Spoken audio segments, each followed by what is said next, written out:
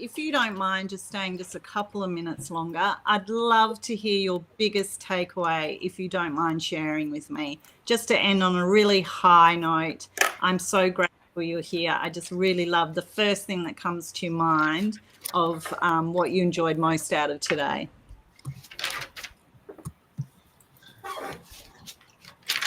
I suppose my biggest takeaway is I've got a SMART goal in place now, which then aligns everything with my actions going forward, sort of refocuses me on that. So the fact that I've got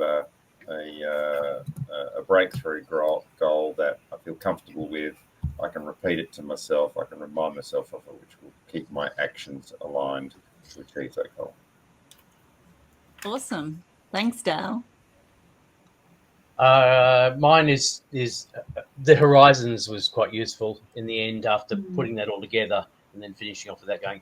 Horizons is good because it helps me with the 5-year plan, which I'm working at the moment, just to help to go. That's quite useful because it makes it sort of melt into it. I've been talking to other businesses building strategic plans, and they're all over the place. There's all sorts of funny org charts and what have you, and it's just very confusing and hard to see how it's flow. But I like the Horizon 2-3 thing. Thanks, Phil. It's really helpful. Simple, but really to the point.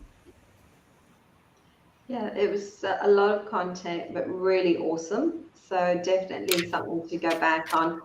Lots to take away, but I think the daily action is really huge for me. Is just every day take action. It might not be 5, but just taking action would be really good. So I think that's just what I'll take away, daily action. Even if it's a 5-10 minute, it's action. Yeah, if that's the only thing you take away, it's so important to move to action. Oh, there's lots, but that would be the main thing, is getting there. Yeah, biggest takeaway. Carly. I like the fact I created myself a kind of roadmap for work, but also on the personal level. I like the number 1 to 7 things, like all the things which are part of your life, your daily life. And the ideal client, I never thought about that, and the premium client. So I'd like to focus on that basically. So it's again about increasing my productivity and conversion rate. If I know which ones are the best client to have, I can focus on that base. Thank you. That's awesome. And Emma. So for me, it was, we decide how much or how little we apply to the tools, and how much or how little they dictate what we do. Yeah, don't get bogged down in the structure. Just use the part of it that works for you. I really believe in that. Thank you so much. The biggest takeaway for me is I couldn't have done this and solved the problem of how much time I spend on that 1 to 5 steps. And clearly I need to spend more time, because then that sets you up to then flow. Because I felt like the second part of the day after the first break kind of flowed a lot better.